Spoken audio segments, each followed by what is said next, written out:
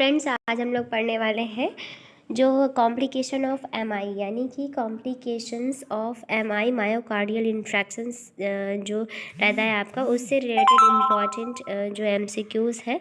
ये हमारा cardiovascular system से लिया गया टॉपिक है। एंड कार्डियोवैस्कुलर सिस्टम से रिलेटेड हम लोगों ने कई जो है टॉपिक डिस्कस किए हैं पहले।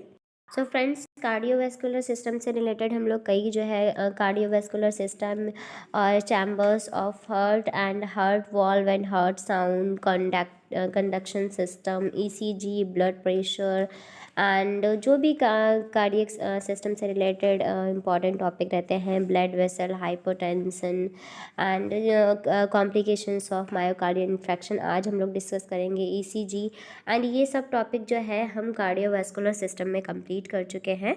एंड आज हमारा जो हम लोगों ने मायोकार्डियल इन्फेक्शन पहले पढ़ लिया है, एंड मायोकार्डियल इन्फेक्शन के आज हम लोग पढ़ेंगे कॉम्प्लिकेशंस।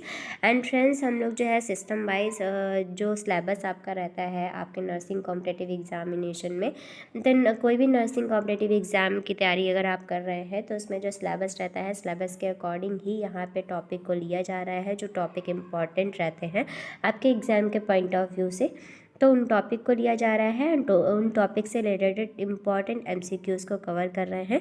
तो आज हम लोग पहुँचे हैं कॉम्प्लिकेशन ऑफ एमआई टॉपिक पे, एंड देखेंगे आज का टॉपिक। सो यहाँ पे फर्स्ट क्वेश्चन आप देखेंगे, here can see the first question of this topic.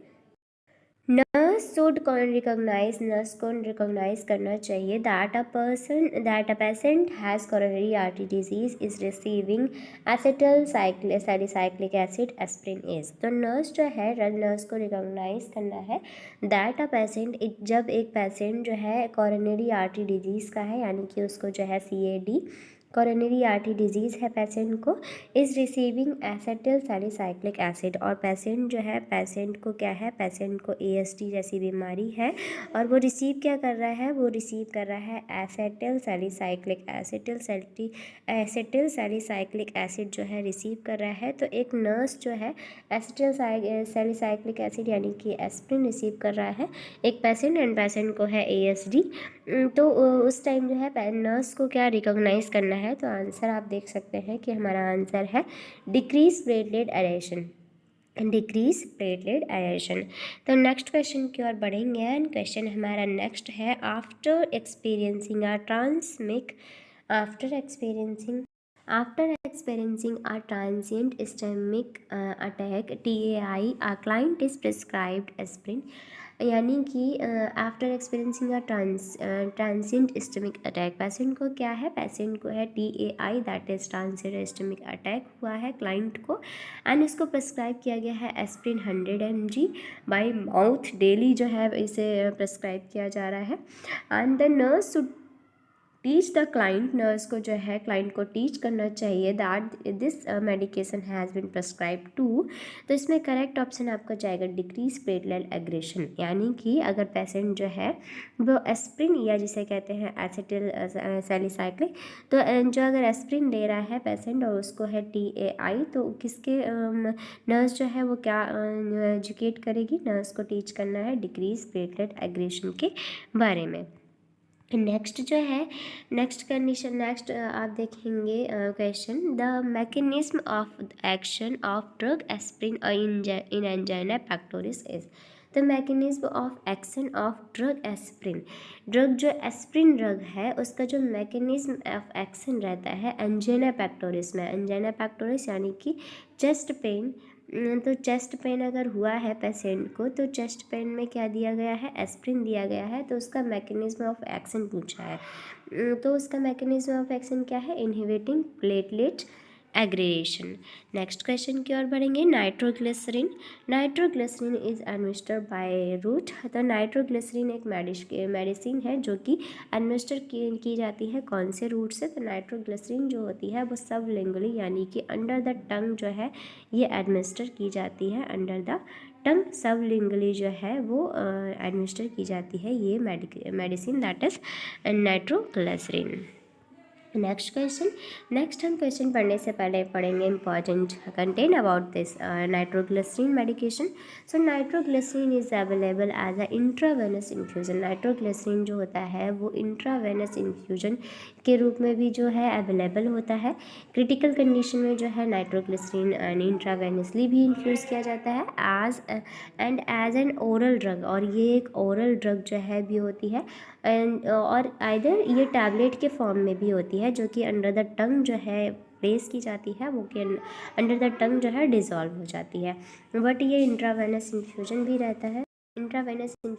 रहता है जो पेशेंट जो है क्रिटिकली बीमार होते हैं तो उनको जो है ये इंट्रावेनसली भी प्रोवाइड किया जाता है. And as an oral drug, ये ओरल ड्रग भी होती है यानी कि ओरली भी दी जाती है. और ओरली कैसे दी जाती है? सबलिंगल, यानी कि ये अंडर द टंग जो है इसको प्लेस किया जाता है जो कि ईजिली रिजॉल्व हो जाता है. and applied to the mucous membrane mouth below the tongue. It most common side effect nitroglycerin जो है उसका मोस्ट कॉमन साइड इफ़ेक्ट क्या होता है? हाइपोटेंशन या हेडेक. ये इंपॉर्टेंट है, ये आप याद रखिएगा कि नाइट्रोग्लिसरीन जो होता है उसका मोस्ट कॉमन साइड इफ़ेक्ट कई बार जो है ड्रग से related most common side effect जरूर पूछे जाते हैं. तो नाइट्रोग्लिसरीन जो होता है उसका मोस्ट कॉमन साइड इफ़ेक्ट है हाइपोटेंशन एंड हेडेक, यानी कि बीपी ब्लड प्रेशर कम हो जाएगा और हेडेक होगा. नाइट्रोग्लिसरीन का ये साइड इफ़ेक्ट रहता है. नेक्स्ट क्वेश्चन की ओर बढ़ेंगे. इन एक्यूट मायोकार्डियल इन्फ्रैक्शन में कौन सी ड्रग जो है एडमिनिस्टर की जाती है? Sublingually and intravenously. तो अगर एक्यूट मायोकार्डियल इन्फ्रैक्शन है, पेशेंट को क्या है? पेशेंट को है एक्यूट मायोकार्डियल इन्फ्रैक्शन. तो एक्यूट मायोकार्डियल इन्फ्रैक्शन है पेशेंट को, तो कौन सी ड्रग जो है एडमिनिस्टर की जाएगी? सबलिंगुअली और इंट्रावेनसली. तो कौन सी ड्रग यूज़ की जाएगी? तो आंसर आपका जाएगा B, that is nitroglycerin. Next question की ओर बढ़ेंगे. The side effect of nitroglycerin. तो नाइट्रोग्लिसरीन का हम लोगों ने साइड इफ़ेक्ट क्या देखा था? हेडेक एंड हाइपोटेंशन देखा था. सो नेक्स्ट आप देखेंगे नाइट्रोग्लिसरीन का जो मोस्ट साइड इफ़ेक्ट रहता है ब्लड प्रेशर लोअर हो जाता है एंड हेडेक होता है. नेक्स्ट आप क्वेश्चन देखेंगे. आ पेशेंट विद मायोकार्डियल इन्फेक्शन, एक पेशेंट जो है वो मायोकार्डियल इन्फेक्शन है उसे, और वो रिसीव कर रहा है IB-GTN, यानी कि वो रिसीव कर रहा है IB-GTN रिसीव कर रहा है. Which of the following should assess frequently. तो हम क्या असेस करेंगे इसमें? एज अ नर्स हमें क्या असेस करना है? तो एज अ नर्स हमें असेस करना है फर्स्टली ब्लड प्रेशर जो है फ्रिक्वेंटली हमें असेस करना है अगर पेशेंट को है मायोकार्डियल इन्फेक्शन एंड वो रिसीव कर रहा है इंट्रावेनसली GTN. नेक्स्ट आप देखेंगे question. When resuming activities that require physical exertion, a patient who has had myocardial infarction जो है पेशेंट को क्या है? मायोकार्डियल इन्फेक्शन है and resuming activities that require physical action should be advise take nitroglycerin. Myocardial infection है patient को, उसको advice किया गया नाइट्रोग्लिसरीन लेने के लिए. और वाई? क्योंकि नाइट्रोग्लिसरीन जो होता है बिफोर इंगेजिंग इन एक्टिविटीज़, कोई भी एक्टिविटीज़ में इनमें इंगेज होने से पहले जो है known to involve exertion.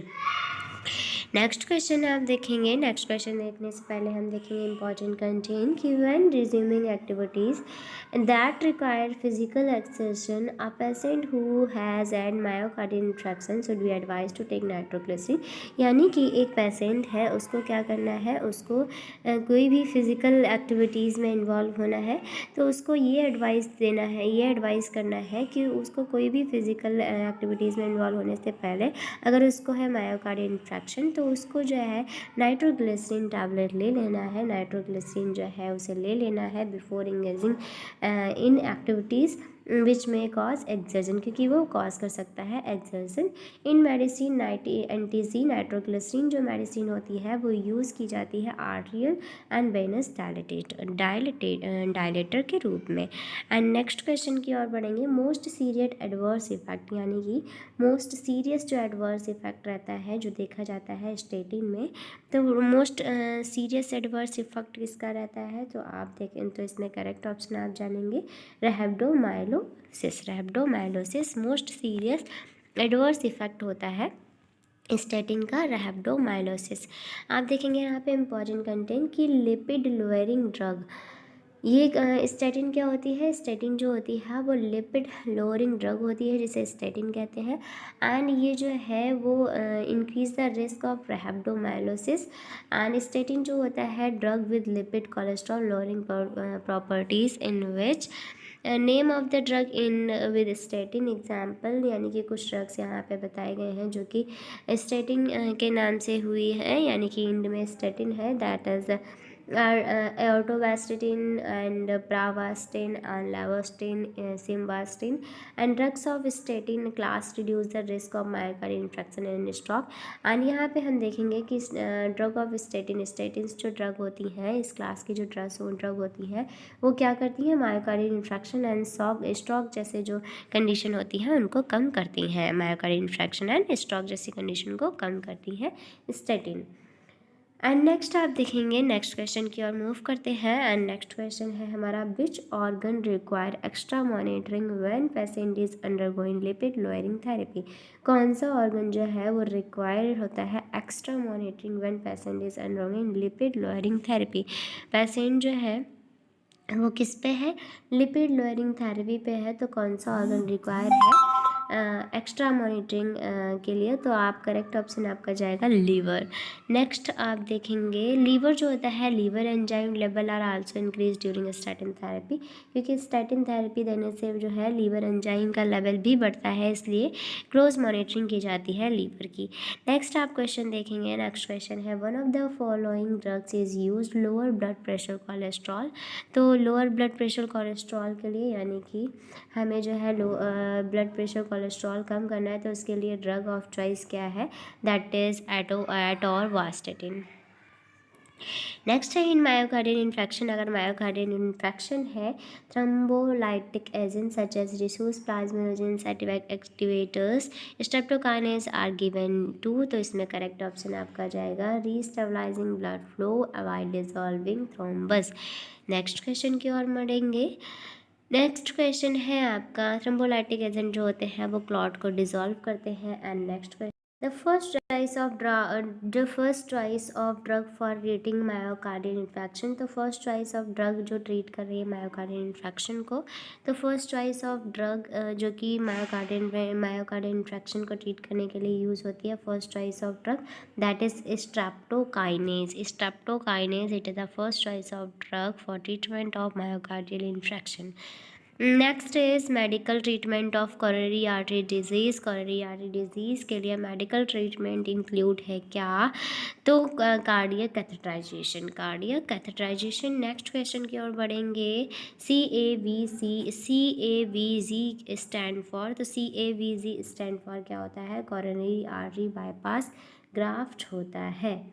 Next question की ओर मूव करेंगे, the nurse is administering a calcium channel blocker, एक नर्स जो है वो एडमिनिस्टर कर रही है calcium channel blocker to the client diagnosed with myocardial infection, which assessment data would cause the nurse question administering the medication? Correct option आपका जाएगा client blood pressure 90/62। Next है, therapeutic role of morphine into pharmacological management of MI, तो pharmacological myocardial infection का pharmacological management के लिए morphine जो है उसका थेरापेटिक रोल क्या होता है? उसका रोल होता है पेन रिलीफ भी एंड ऑक्सीजन सप्लाई को मायोकार्डियम में बढ़ाना, ये दोनों जो होते हैं, यानी पेन रिलीफ होता है और increase coronary artery vasodilation. B and C, इसका करेक्ट ऑप्शन आपका जाएगा बी एंड सी। ऑप्शन इसका आपका जाएगा बी एंड सी दोनों, बिकॉज मायोकार्डियल जो मॉर्फिन होता है उसका जो वर्क होता है वो ऑक्सीजन को भी बढ़ाना होता है एंड कोरोनरी आर्टरी वैसोडाइलेशन भी होता है, तो इसलिए जो है आपका बी एंड सी दोनों करेक्ट जाएंगे।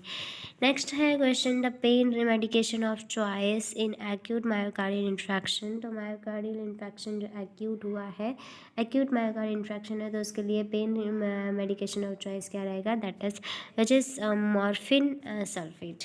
नेक्स्ट क्वेश्चन है, 47 ईयर्स ओल्ड मेल जो है एडमिट है with the acute myocardial infarction, he is cold and clammy and has serious external chest pain with dyspnea, which of the following intravenous nurse implement on priority basis? तो correct option आपका इसमें जाएगा administer morphine by slow IV push. Next question की ओर move करते हैं। Next question है आपका, non admitted cardiac patient develop dyspnea. एक नॉन एडमिटेड कार्डियक पेशेंट जो है उसको डिस्पेनिया डेवलप हुआ है। What should the attending nurse do first before other activities. तो आप करेक्ट ऑप्शन आपका जाएगा D, keep the patient in propped up position. Next question की ओर मूव करेंगे एंड नेक्स्ट क्वेश्चन है आपका, that is rest of needed in patient with coronary artery disease। तो rest of needed in patient with coronary artery disease, तो इसमें आपका correct option जाएगा B, that is reduce oxygen requirement of the body. इस type से जो है हम लोगों ने इंपॉर्टेंट क्वेश्चंस देखे हैं related to complications of MI. तो कॉम्प्लिकेशन ऑफ मायोकार्डियल इन्फेक्शन से रिलेटेड इंपॉर्टेंट क्वेश्चंस देखे हैं। इसी टाइप से जो है इंपॉर्टेंट टॉपिक एंड उनसे रिलेटेड इंपॉर्टेंट एमसीक्यूज़ को यहाँ पे सॉल्व किया जाता है, जो कि आपके एग्जाम के पॉइंट ऑफ व्यू से बहुत ही ज़्यादा इंपॉर्टेंट रहते हैं। एंड वीडियो अच्छा लगा हो then please like share and subscribe my channel and thank you so much for watching.